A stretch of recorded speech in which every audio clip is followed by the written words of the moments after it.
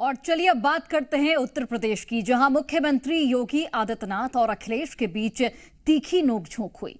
योगी ने मिल्कीपुर की जमीन से समाजवादी पार्टी पर आज जो हमला किया, वैसा हमला पहले कभी नहीं सुना गया। योगी के तेवर और शब्द बेहद ही चुभने वाले थे। वहीं दूसरी ओर अखिलेश यादव ने तंज और कटाक्ष की कटार से जवाबी हमला किया है। दोनों के एक एक बयान और लहजे को आप ध्यान से सुनिए, क्योंकि ये उत्तर प्रदेश उपचुनाव का ट्रेलर मात्र है। दिखाते हैं रिपोर्ट।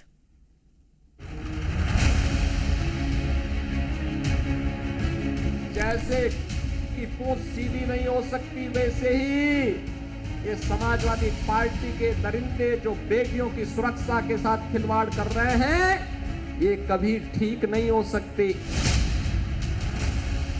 अपने महंत किसी सन्यासी के बारे में कुछ नहीं कहा, तो हम तो ये कहेंगे कि हमारे उत्तर प्रदेश के मुख्यमंत्री नहीं है, वो मठाधीश मुख्यमंत्री हैं। माफियाओं के सामने नाक रगड़ने वाला व्यक्ति, दंगाइयों के सामने घुटना टेकने वाला व्यक्ति आज भारत की संत परंपरा को माफिया कहता है। उत्तर प्रदेश सरकार को कम से कम टॉप 10 माफियाओं की सूची जारी करनी चाहिए। मुख्यमंत्री जी पहले मुख्यमंत्री हैं जिन्होंने अपने मुकदमे वापस लिए।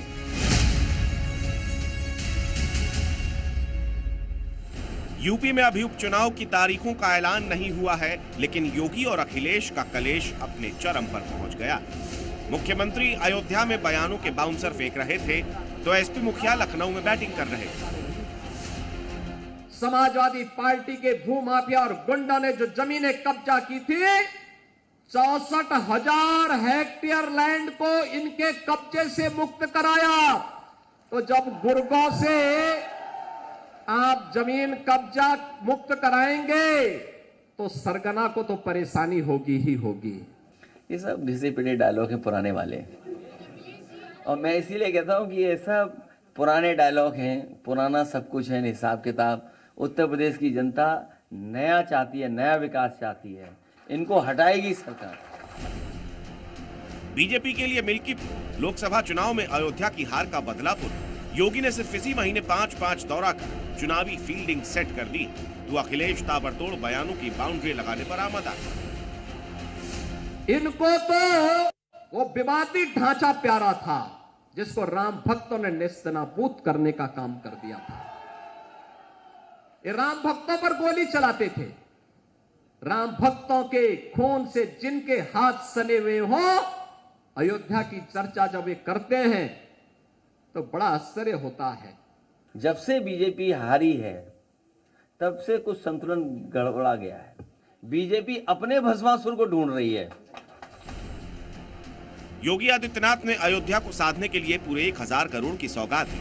खास बात है कि ये ऐलान उपचुनाव से ठीक पहले किया गया। वहीं अखिलेश ने तंज कसते हुए कहा कि इनकी विदाई निश्चित, जहां जहां चुनाव लड़ेंगे वहीं हारेंगे। आज अयोध्या दुनिया की सुंदरतम नगरी बन रही है, तो अयोध्या के दीपोत्सव से जिनको परेशानी होती थी उनको तो परेशानी होगी कि अयोध्या कैसे सुंदर हो गई है। जैसे लगता है औरंगजेब की आत्मा इन लोगों के अंदर घुस गई है और फिर से इनको हिंदू विरोधी आचरण के लिए उनको फिर से प्रोत्साहित कर रही है। अभी देखिए, हरियाणा हारेंगे, महाराष्ट्र हारेंगे, जहां जहां चुनाव होंगे वहां बीजेपी हारेगी। उत्तर प्रदेश की जनता नया चाहती है, नया विकास चाहती है, इनको हटाएगी सरकार। ये हटने जा रहे हैं। आज मिल्कीपुर में योगी आदित्यनाथ ने अखिलेश पर आरोपों की नई फहरिस्त खोली। कहा कि समाजवादी पार्टी का माफियाओं से गठजोड़ है। समाजवादी पार्टी के राज में गुंडों का बोलबाला था, राम भक्तों पर गोली चलाने वाले हैं। वहीं अखिलेश ने जवाब देते हुए कहा, टॉप 10 माफियाओं के नाम बताएं सी, किस पार्टी से जुड़े हैं, मठाधीश मुख्यमंत्री से क्या उम्मीद है। साथ ही एनकाउंटर पर निशाना साधते हुए कहा कि यूपी में स्पेशल ठाकुर फोर्स है।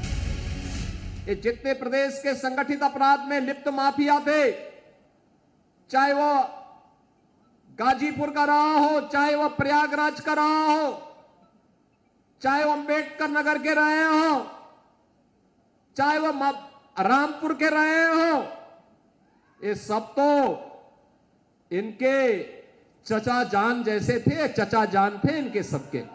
कि उत्तर प्रदेश सरकार को कम से कम टॉप 10 माफियाओं की सूची जारी करनी चाहिए। वो टॉप 10 माफिया कहां हैं और किस दल में, इसकी सबको जानकारी हो जाएगी।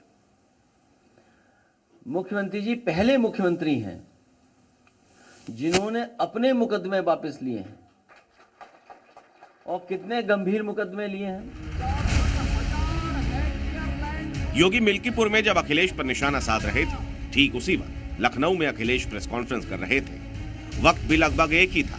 समझाना मुश्किल नहीं है कि यह पहले से तय था कि योगी के हमलों का बिना देर किए जवाब दिया जाएगा। हालांकि ये अभी ट्रेलर है, मिल्कीपुर सीट की जंग अभी और तीखी होने वाली है। ब्यूरो रिपोर्ट, जी मीडिया।